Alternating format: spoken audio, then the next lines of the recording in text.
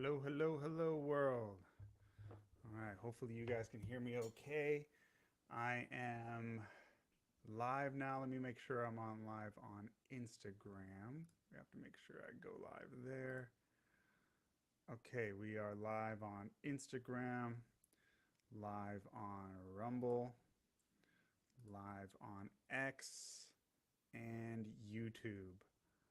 All right, so we are set. So today's topic, and this is, whew, you guys read the title.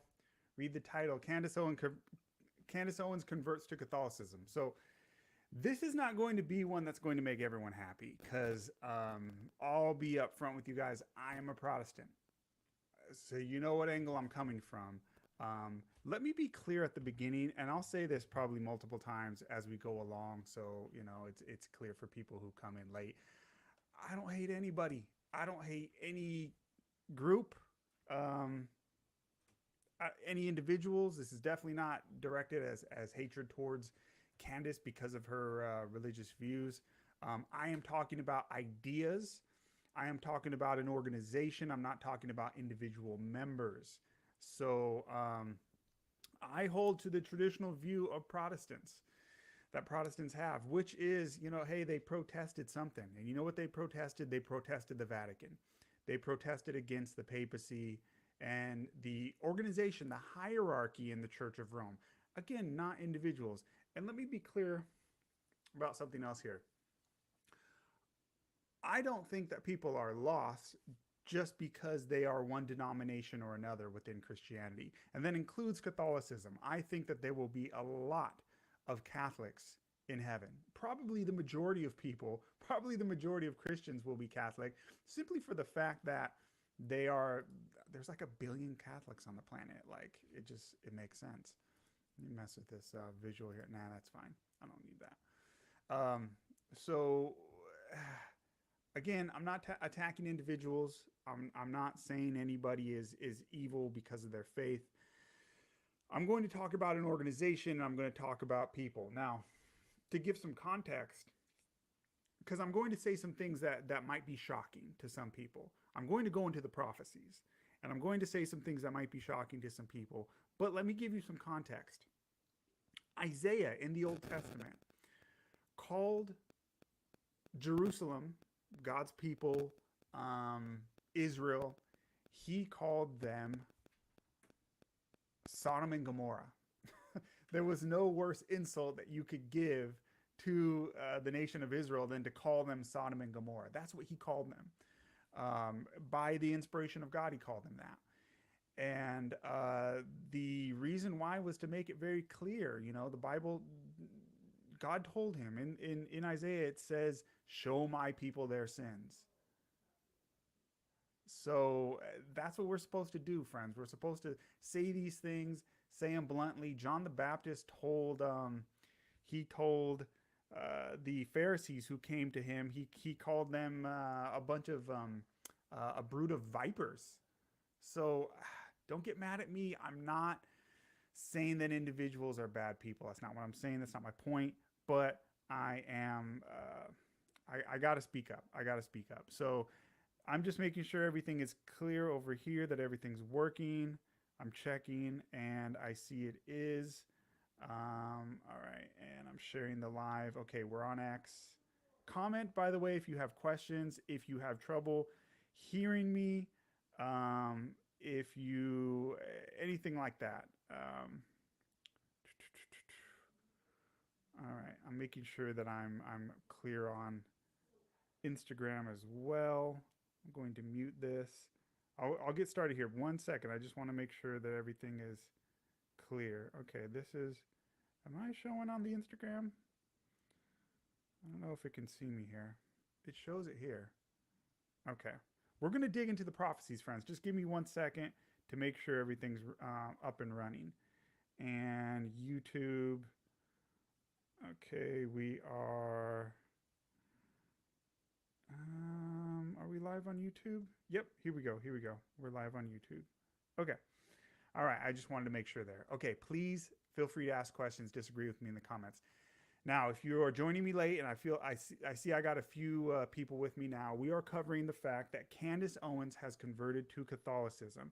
So, to quote her ex post today, she said recently, and this was posted just a few hours ago, like 3 hours ago. She said, recently I made the decision to go home. Now, this is a term that Catholic converts will use to describe themselves joining the Catholic Church. The idea being that Catholicism is the original church and you leave Catholicism if you're not Catholic. You left the mother church and now you're going home to mama.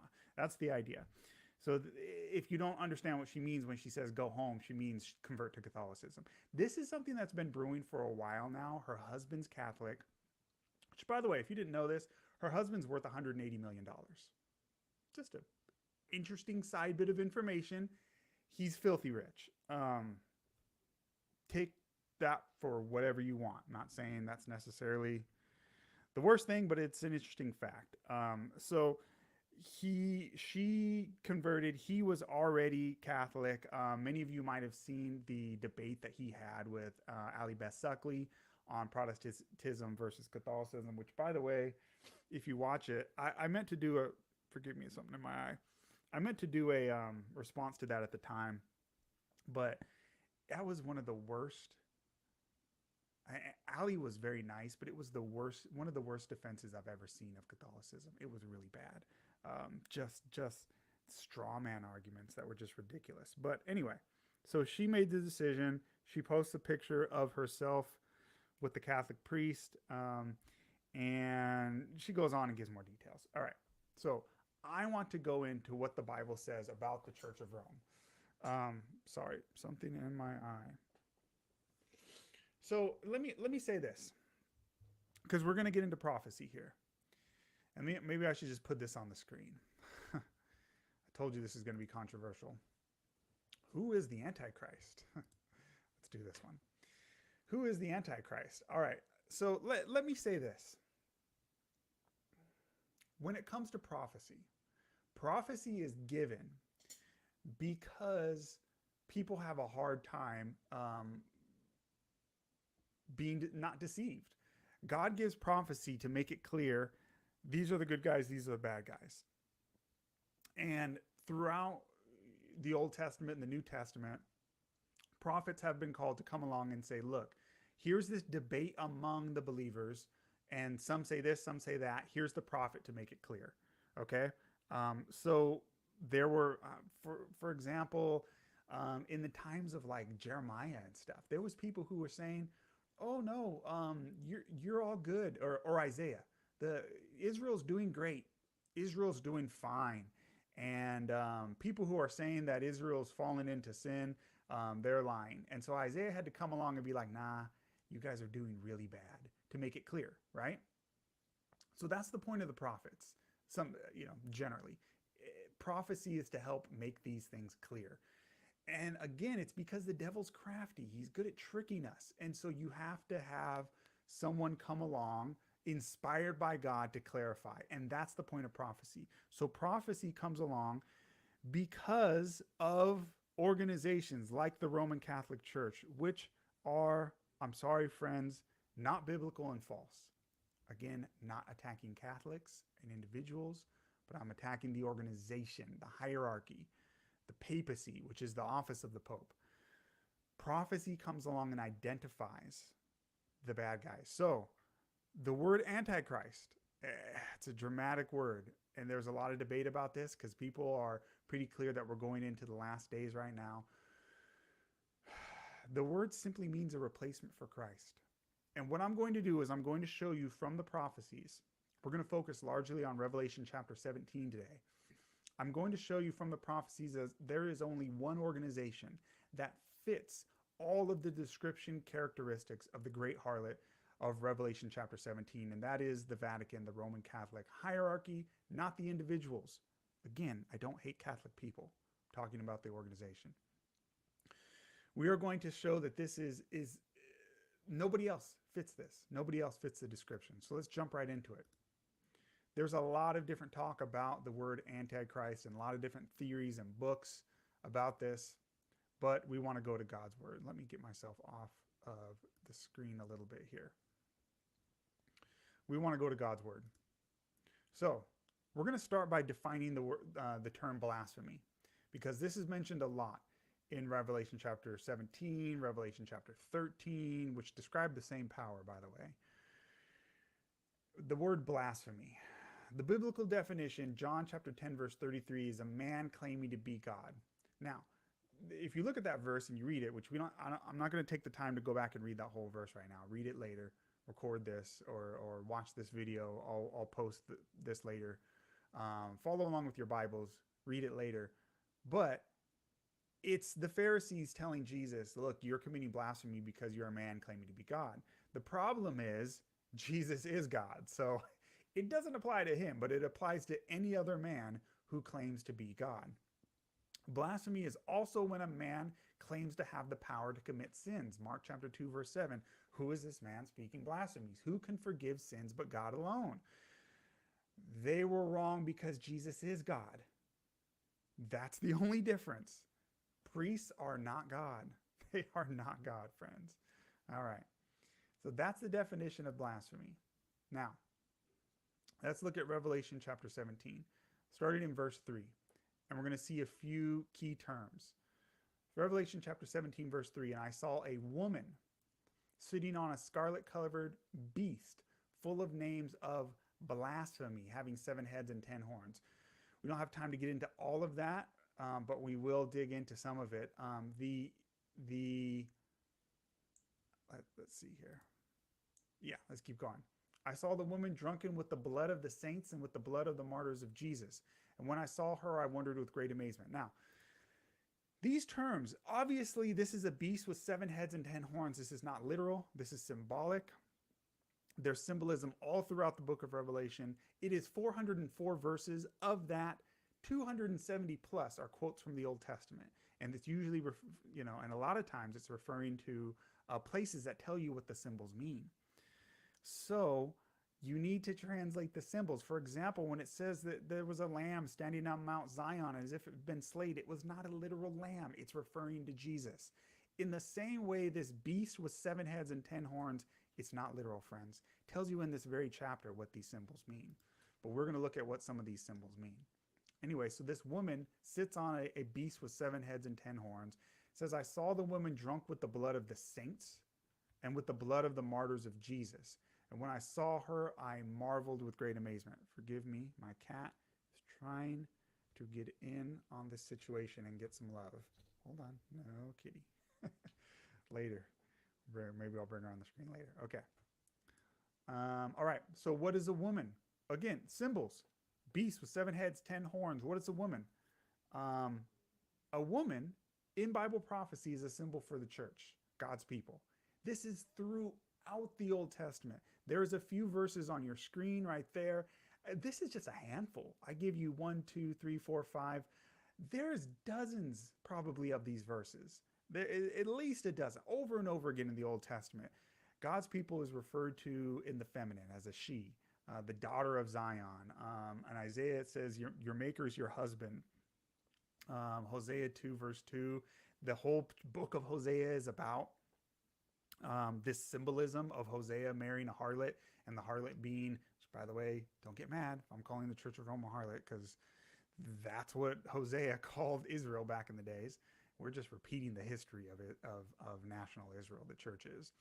But the whole book, Hosea, is about the idea of a unfaithful woman symbolizing God's people over and over and over again. And then I have Judges 2, verse 17 highlighted here. So let me see why. I haven't given this study in a while, to be honest with you. Why did I highlight that one? Maybe it was a clear one.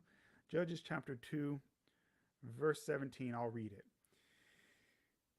And yet they would not hearken unto their judges, but they went a whoring after other gods.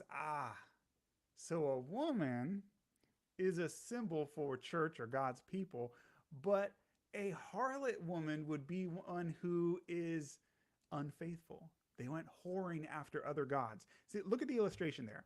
God being the husband, right? The church, God's people, being the bride. So if the bride goes and follows other gods, she's cheating on God. That would be a harlot. Get it? So when you see this harlot, this great harlot in Revelation 17, it's an unfaithful church. That's what it means. It's very simple. Revelation is written in this way so that if you if you know your Bible, you will get the symbols. The symbols will jump out at you as obvious if you know the Bible. All I'm going to do is show you where the Bible translates itself, the symbols. Ephesians chapter 5 is very clear on this, so clear that he goes back and forth talking about the church and wives, and he goes back and forth so much that he has to clarify at the end. And I won't read the whole section. Again, read this when you guys have time. It's 25 through 33, the whole kind of end of that chapter. And for we are, let's see, verse 25. Husbands, love your wives, even as Christ loved the church and gave himself for it. So the husband is a symbol of Christ, who's the bridegroom, and the wives is a symbol for the church. And he goes back and forth. Verse 30, for you are members of his body and of his flesh and his bones. For this cause a man shall leave his father and mother and shall be joined unto his wife, and they two shall be one flesh. This is a great mystery, but I speak concerning Christ and the church. So he's going back and forth in this analogy so much that he has to clarify. I'm talking about Christ and the church, not husbands and wives. So a woman is a symbol and prophecy for a church. In John chapter 3, 27 through 29, you see the discussion that John the Baptist had with his disciples when the people are following after Jesus. And they say, why are all the people following after Jesus? And John's response is, he who has the bride is the bridegroom. A woman is a symbol for the church in prophecy. Get it? All right, moving on. So a harlot would be a unfaithful church. Revelation chapter 17, verse 5, mystery, Babylon the Great, the mother of harlots. So not only is this a unfaithful church, it is the mother church of other unfaithful churches, the mother of harlots and of abominations of the earth. Okay. The mother of harlots. Keep that in mind. This is identifying. So we're going to look through all these characteristics and we're going to see this description in Revelation 17 only fits the Catholic Church. By the way, again, for the new people, I'm not talking about Catholic people. I'm talking about the organization. And don't think this is something new that I came up with, friends. This is what every single Protestant reformer taught for hundreds of years. Until very recently, this is what all Protestants believed. Until very recently. It's strange to me how few have ever heard this today. But you look into the writings of Martin Luther and Wesley and Calvin and all these great Spurgeon and all these great men, Tyndale and Wycliffe, they disagreed on a lot of things, by the way, on different doctrines, doctrines of salvation and so forth. They disagreed on a lot, but there was one thing they all agreed on. Who the harlot of Revelation 17 was. They all agreed who Babylon is. It's not literal Babylon. It's not literal Babylon. That's a symbol for another power.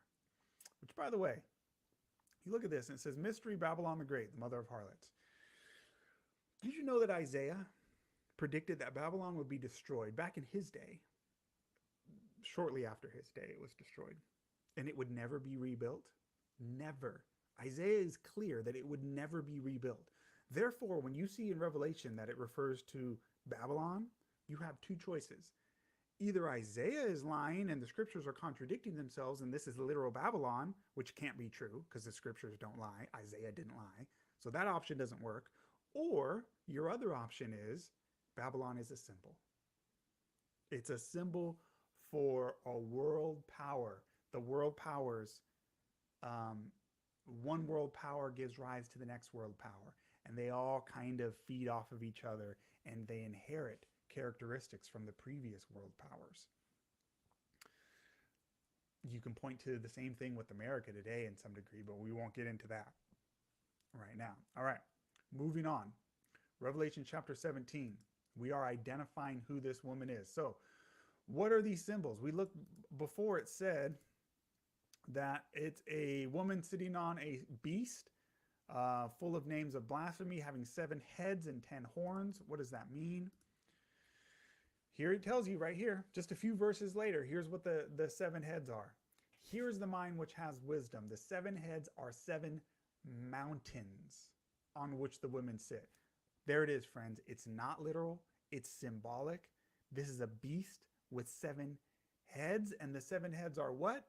7 mountains. Did I make that up, or did the Bible tell you that? Again, I'm just showing you where the Bible explains itself. That's how prophecy works. This is not like Nostradamus. Nostradamus, you can make the prophecies, it's all fake. You can make Nostradamus mean whatever you want him to mean. Revelation is different. Bible prophecy is different. It tells you what the symbols mean. So there's no mistaking it. It's kind of like the parables of Jesus. He told his disciples, hey, this means this means that. He told you what these symbols mean. Same thing with prophecy. There's no need to guess. And for people out there who say, oh, there's no way to know what this means, the verses, it translates the symbols for you. All you got to do is follow what it said, and it becomes very clear. It becomes very clear when you let the Bible translate itself. All right, so we're going to look at this, and we have seen to go through the characteristics again, we have seen a woman, which is a church, sitting on a scarlet covered beast. Now, I didn't define beast. Let me define beast real quick. We're almost there. We're going to list the characteristics here. I told you that Revelation is 404 verses. Of that, 270 plus are quotes from the Old Testament. So what is this quoting when it's talking about this beast? Well, Daniel chapter 7, the prophet saw 4 beasts. Daniel chapter 7 and verse 2, Daniel spake and said, I saw in my visions by night, and behold, the 4 winds of heaven strove upon the great sea, and 4 great beasts came up from the sea. Okay. Skip down to verse 17.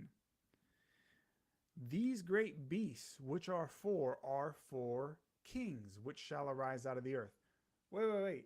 So a beast is just a symbol for a king. Or, skip down to verse 23, thus he said, the 4th beast shall be the 4th kingdom upon the earth, which shall be diverse from other kingdoms. So a beast in Bible prophecy is just a symbol for a kingdom or a king. Nowadays, we would say a nation. That's the term we would use nowadays. We don't really say kingdom anymore. It's a country, right? A beast in Bible prophecy is a symbol for a country, a nation, a kingdom. We do the same thing today, friends. There's animals that symbolize countries, right? If I were to say to you a bald eagle today, you would say, what country does that symbolize? You could easily, well, that's the United States. Okay, what about a panda bear? That's China. It's a symbol of China.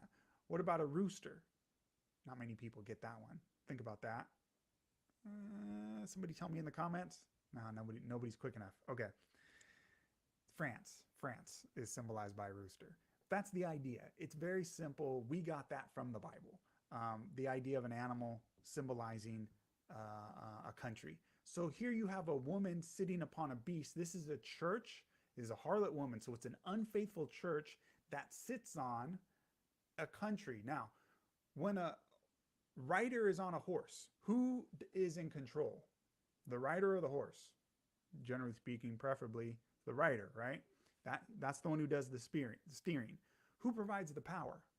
The beast, the animal, the horse. Thus, we see a woman sitting upon a beast. This is a church controlling a country, controlling the state, church and state united, and it's a harlot woman. It's a unfaithful church. Said it was full of blasphemy, having 7 heads and 10 horns. We learn what blasphemy is. It's when a man claims to have the power to forgive sins. These are the verses on that if you came in late. A man claiming to have the power to forgive sins or claiming to be God, that's blasphemy. So you have a woman, a harlot, an unfaithful church sitting upon a beast, which is a country, church controlling the state, full of names of blasphemy. That's a man claiming to have the power to forgive sins or the claiming to be God or take the place of God. and it has 7 heads and 10 horns. Then the woman is drunken with the blood of the saints. All right. So what does all this mean? We saw that the 7 heads are 7 mountains, so it should be a country that the woman sits on that has 7 mountains. All right, who is this? Here's a quote. Friends, don't get mad at me. I'm just quoting. This is from the great encyclical letters of Pope Leo XIII. Don't get mad at me. I'm quoting. Here's the quote. We hold upon this earth the place of God Almighty. Friends, that is blasphemy. Blasphemy. We, and he's speaking of himself, by the way. He speaks of himself in the third person. And he wears the triple crown. These are insults to God. This is as if he is more than one, like the triune God is. This is blasphemy of the highest order. This is from the great encyclical letters of Pope Leo XIII, 1903, page 304. We hold upon this earth the place of God Almighty. Here's another quote. This is from the Catholic National, July 1895. The Pope is not only the representative of Jesus Christ, but he is Jesus Christ himself, hidden under the veil of flesh. Friends, that's blasphemy. That is blasphemy. But there it is. I can show you pictures. I don't know if I have them in the slides here, but pictures of the Pope sitting on one of his many, many golden thrones. And on his side, on each side, there's a statue of an angel. He sits in between 2 angels.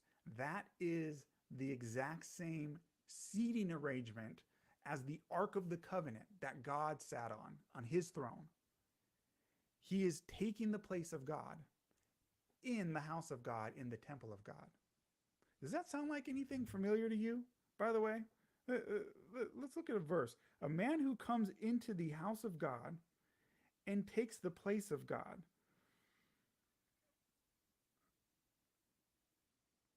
Let's see. New Testament, 2 Thessalonians, chapter 2. 2 Thessalonians, chapter 2, verse 3. Let no man deceive you by any means, for that day shall not come except there be a falling away first. This is 2 Thessalonians, chapter 2, verse 3. You know what that word falling away, you know what that translates to in Greek? Apostasia is the Greek word. It means apostasy. So Paul here says, let no one deceive you. That day, speaking of the second coming, will not happen except there is an apostasy, an apostasia, a falling away. The word apostasia means a divorce.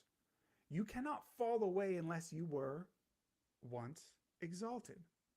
You cannot divorce unless you were once married. This is speaking of an apostasy in the church. No different than the apostasy we saw in the Old Testament among Israel. It should be no surprise. The same thing happened to God's people in the Old Testament. It happened to the church. It happened to Christians. No surprise. We're no better. We are no better. So Paul says, except there be a falling away first, and that man of sin be revealed, the son of perdition. By the way, the son of perdition, you know that phrase is only used one other time in the Bible? You know who it refers to? Judas. Who is Judas? Was Judas an opponent coming from the outside, or was he a deceiver coming from within the church? He was one of the 12, friends. The son of perdition refers to Judas, and it refers to a deceiver in the church. Next verse, 2 Thessalonians chapter 2, verse 4. Who opposes and exalts himself above all that is called God or that is worship, so that he, as God, sitteth in the temple of God, showing himself that he is God. Friends, so many people today are waiting for an Antichrist in the future and rebuilding a physical temple when the Pope is sitting in the church today declaring that he is God. What does Paul say the temple is? The temple is the church, who sits in the temple of God showing himself that he is God. Let's look at more. This is from the book by John Paul II, the leader of the Catholic Church. This is quoting. I have this book. You can look it up. It's page 3. This is a very recent book in 1994. The leader of the Catholic Church is defined by the faith as the vicar of Jesus Christ and is accepted as such by believers. The Pope is considered the man on earth who, note this, takes the place of the second person of the omnipotent God of the Trinity. This is a quote from the Pope's book. By the way, not even the current Pope, previous ones, a couple. So don't just say, oh well, this current Pope's bad. No, no, no. They've been saying this for a long time. This is John Paul II. Friends, a man claiming to take the place of the second person of the omnipotent God of the Trinity is blasphemy of the highest order. Why am I saying this? Because it's true. I'm not saying this to attack individuals, to attack individual Catholics. It's not my intention. I'm not here to even slam Candace over her choices, but I am here to warn because she's a very popular figure, and I'm here to warn because I have to. The word Antichrist, look it up. If you have a Strong's Concordance, or I like to use the the Blue Letter Bible app. It's very easy. You can look up the word Antichrist, and you can find it. It's only found in the epistles of the epistles of John. That's the only time it's found. And if you look up the word, I have a concordance here on my Bible with the word. So I look up the word Antichrist. I'm doing this on my phone as we speak. And it's the Greek word, and the Strong's Concordance, the number is 500. And the Greek word antichristos, here's the definition. By the way, it comes from two words. Greek, the number 473, and another Greek word 5547. Now I'm going to show you what the word anti in Greek means, because people, they misunderstand this. They think this means an opponent from the outside, Antichrist. That's not what the word anti in Greek means. Here's the definition from Strong's Concordance. It can mean an opponent, yes, but it also means for, instead of, in the place of something. I just quoted from Strong's Concordance. In the place of something, instead of. Now, it's instead of something. That's what Antichrist means. Instead of Christ. In the place of Christ. That's literally what the word Antichrist means. And then what does the Pope say? He says he is the man on earth who takes the place of the second person of the omnipotent God of the Trinity. That is the definition of Antichrist, friends. The very definition. Again, I don't hate individuals. I don't even hate the Pope. I don't. I'm just being clear on what this is. I'm being clear on the Bible description. I don't know the man, never met him, but I will speak against the position. Okay. So that's what Antichrist means. That's what blasphemy is. We got to be careful, friends. We got to be warned about this stuff. So, the Antichrist, it's the papacy. And again, I said this, but every Protestant reformer used to say this very clearly. This is Martin Luther. He says that the Catholic Church is nothing other than the kingdom of Babylon and very Antichrist. And he talks about the description, the man of sin, the son of perdition. That's 2 Thessalonians. I just quoted to you. And he says, all these conditions have now for many ages been fulfilled by the papal tyranny. That's the papacy. It's Martin Luther. It's Martin Luther. The man didn't hold punches. It says in Revelation 17, verse 4, that the woman would be dressed in purple and scarlet. Purple and scarlet. Now, here's pictures for you. The church. So you're looking for a church dressed in purple and scarlet. Did you know that the official color of the cardinals is a particular color? It's scarlet. The cardinals there, you see in this bright, almost orangey red. Very bright orangey red. And the color of the bishops, so here, this bottom left picture here, the cardinal is in red, the scarlet, and the bishop has the purple sashes. Those are the colors. Purple and scarlet. Purple and scarlet. So you're looking for a woman dressed in purple and scarlet. It says she had a golden cup in her hand, full of abominations and filthiness of her fornication. That's Revelation chapter 17, I believe, verse 5 again. A golden cup in her hand. Now, this picture here on the far right, you see Pope John Paul II here holding the golden cup. But this woman here on the far right, this picture, and this picture here of these coins, those are papal coins. This, the Vatican has its own money. If you didn't know, it's its own country. It's its own country. They have their own money. They have their own military. It's called the Swiss Guard. They have their own banks. It's a country. The United States sends a ambassador to the Vatican. We don't send ambassadors to only churches. It is a church, but it is also a country. It is the tiniest country in the world, sitting inside the city of Rome. They have their own money, and these are pictures of some of the coins, some of the official money from the Vatican. And on it, just like the United States would use our mascot on our coins, we would have a bald eagle, right? They put their mascot on their coins. And the mascot here is the woman holding a golden cup, with what looks like to be the sun inside it. But they'll say it's the Eucharist. It's a sun symbol, which was ancient paganism, but that's another subject. Either way, their symbol is a woman holding the cup. And the name of that woman is Fides, Fides. Go look that up if you don't believe me. Fides is a symbol of the church. It's a woman generally holding a cross and a cup. Fides. So you have the woman holding a golden cup. Friends, they have that as their mascot.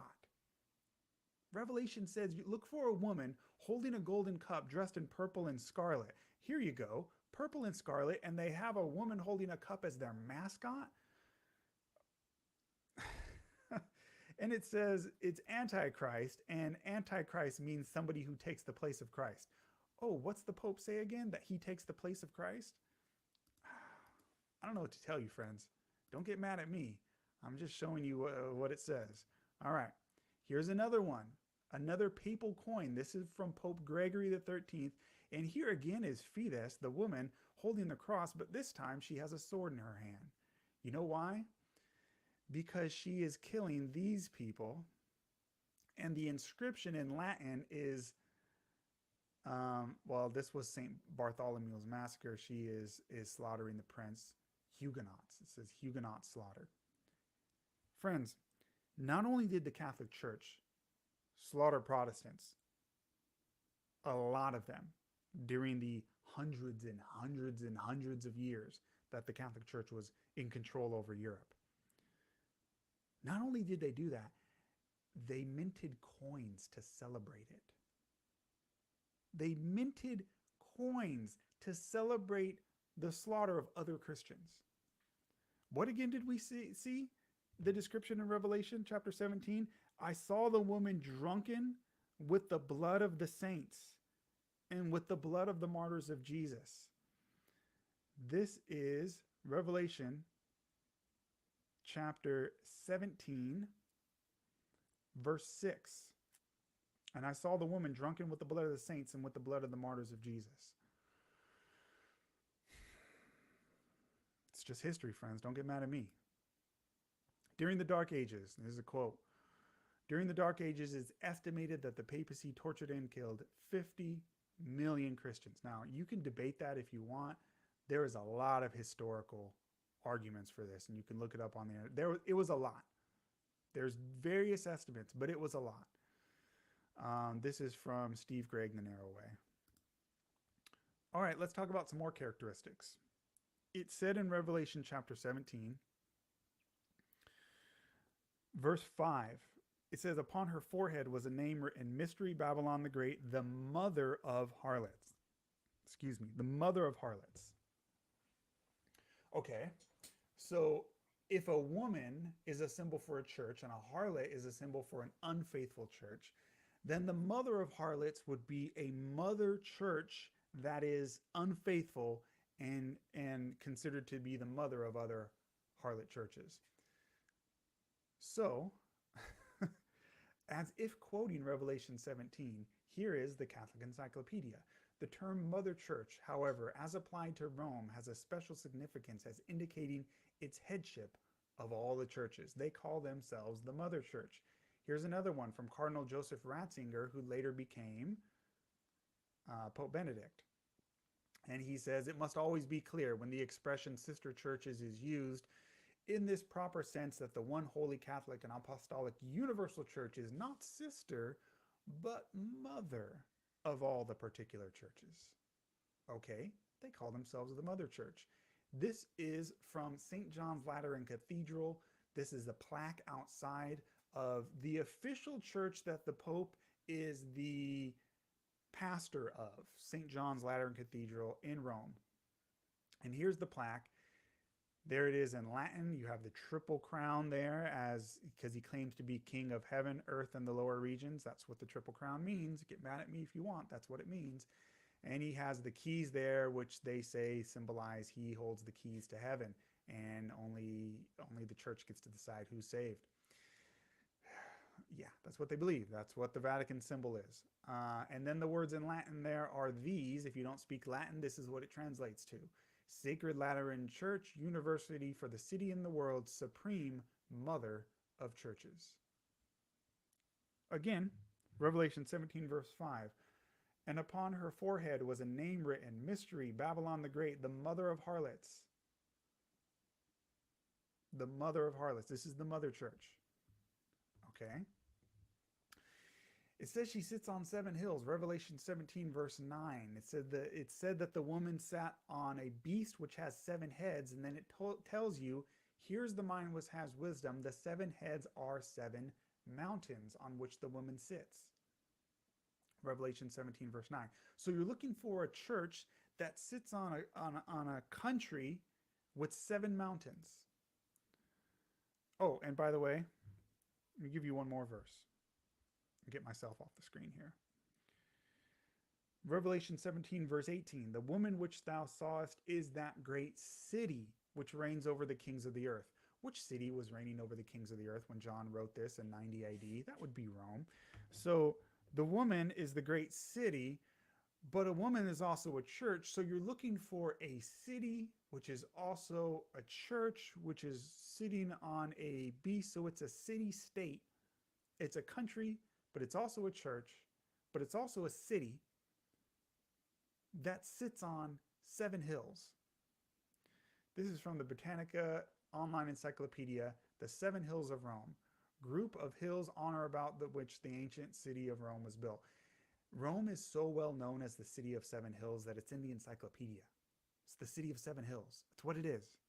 When John wrote this and he says, there's going to arise this great harlot who is going to murder other Christians, who's dressed in purple and scarlet, holds the golden cup in her hand, calls herself the Mother Church, and she sits on a city of 7 hills. Friends, there's no other organization in the world that fits all that. It's the Catholic Church. Revelation, the next chapter, chapter 18, tells you that God's people are in that organization and warns them to come out. Again, this is not to hate on Catholic people. God's people are in that church. They're in that church, and God cares about them. And so he warns in Revelation 18, verse 4, and I heard another voice from heaven saying, come out of her, my people. So he calls his people out of her. That means God's people are in her, in this great harlot. Come out of her, my people, that you be not partakers of her sins, and that you receive not of her plagues. That is the warning. Now, again, friends, I've listed for you maybe not even a dozen, maybe 10 characteristics, but there's no other organization in the world that fits all these characteristics that I've listed in Revelation chapter 17. A harlot or corrupt church that sits on a city of 7 hills, that speaks blasphemy, right? The power to forgive sins, and a man claiming to be God, that would be the papacy. The Antichrist leader of this organization, the Pope, claims to take the place of Christ, which is the definition of Antichrist. The purple and scarlet a golden cup in her hand, drunken with the blood of the martyrs of the saints. There's no other organization that fits all these characteristics, but there's more than this. It's a list of maybe 10 characteristics. There's over 30. I don't have the time to go into all of them right now, but there's over 30 characteristics that describe the papacy, that describe, again, not Catholic people, but the organization, the Vatican, the hierarchy.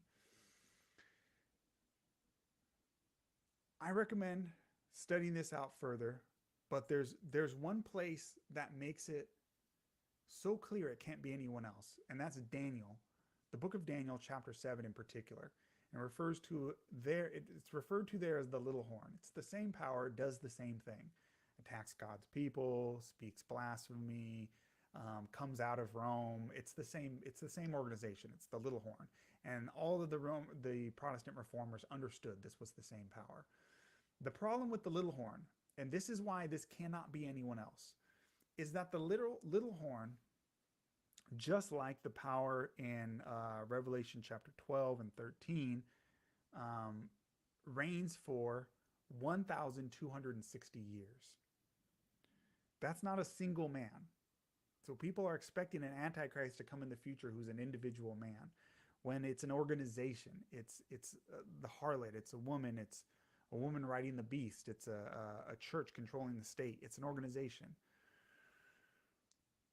No man can live for 1,000 years like that, 1,260 years to be exact. The time frame, 1260, which you've probably heard before, it's found in Revelation chapter 12, chapter 13, and it's found in Daniel chapter 7, speaking of the little horn. This time frame has to be, because it refers to a day. It has to be a day for a year. And the reason why it has to be that is because Daniel chapter 9 speaks of the first coming of Christ, and it predicts the exact year that he would come, but it tells it in terms of day for a year. It says 70 weeks, but it's not talking about days. If it was days, then it wouldn't fit Jesus. It has to be years. And so in the same way that Daniel 9 is speaking of day for a year and it's speaking of years, in the same way, Revelation chapter 12, chapter 13, when it says 1,260 days, those are years, because you have to be consistent with the way you translate the symbols. A day is a year in Bible prophecy. Otherwise, Jesus doesn't fit the description in Daniel 9. So you have problems. You can't do that. You have to be consistent with the symbols. A day is a year. So the 1,260 days are 1,260 literal years. That's the exact time frame that the papacy reigned, from 538 to 1798 AD. Then they got a deadly wound. This is Revelation chapter 13. The papacy was abolished by the French Revolution when they went after Catholicism and Christianity in general. The papacy was abolished. The Pope was taken captive. He died in captivity. The papacy was declared, the Vatican was declared a secular state and all its property seized. Deadly wound. And then it came back in 1929.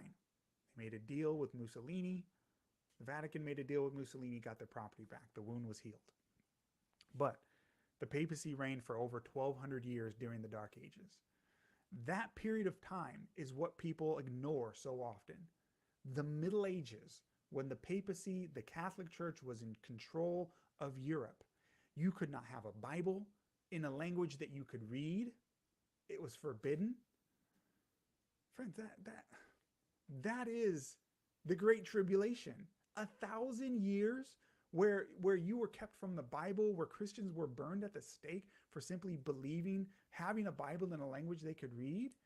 And now we just ignore it, and we're expecting something in the future. I'm not saying that bad times aren't coming, but that was the great falling away that happened.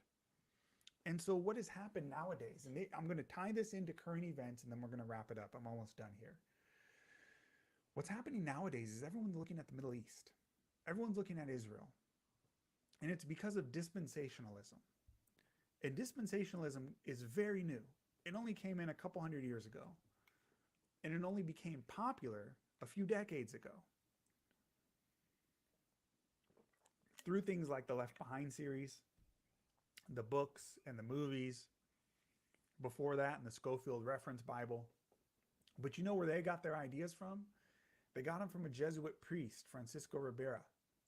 He came up with the idea, and other Jesuits during the Counter Reformation. Jesuits and the Catholic Church came together, and they came up with these new interpretations of prophecy.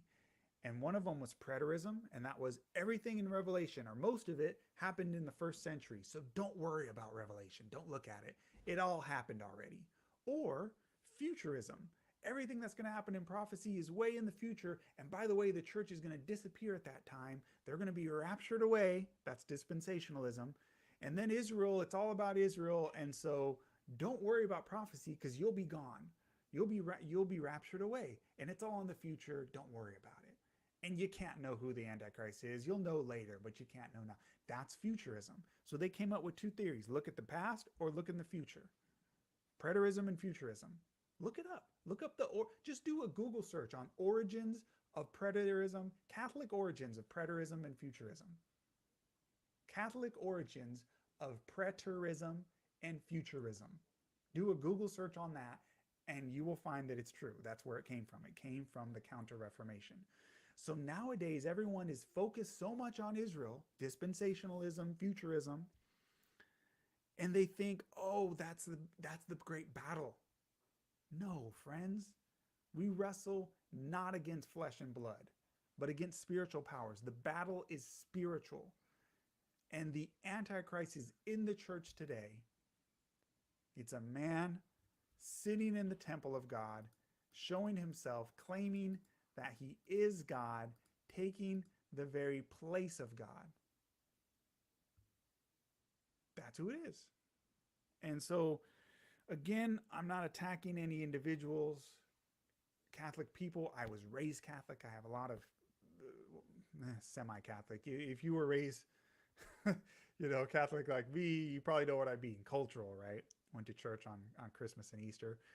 Lots of family who are Catholic. I'm not attacking individuals. Good people. Lots of Catholics will be in heaven who don't know any better and follow all the light that they know. I'm not attacking individuals, but the organization, the hierarchy, the Vatican is evil. I'm not holding any punches on that. The teachings are Antichrist. They are opposed to the Bible. They forbid the reading of the Bible. In the language that the common people can read. Look up the Index of Forbidden Books in the Catholic Church. They ban the Bible. All right. I've already said this. I don't need to repeat myself. If you want more information on this, again, I recommend rewatching this. Go ahead and reading all the verses. Revelation chapter 17, Revelation chapter 13 describes the same power. I'll do another one if you guys want. I'll go into Revelation 13. And Daniel chapter 7, the little horn, it's all the same power. It's all the same power. Thank you guys for watching this. Again, I'm doing this in response to Candace Owens converting to Catholicism, and I am worried that other people are going to follow her example.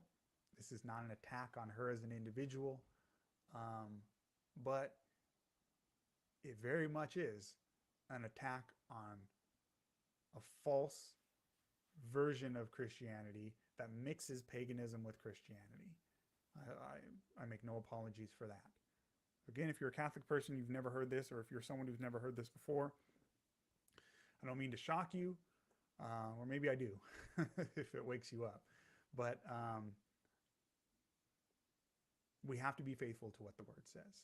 All right, thank you guys for watching. We'll do another one on a similar topic another time. You guys have a good night. If I didn't see your comments, I apologize. God bless you guys. And please share this if it was a blessing to you. Take care. God bless.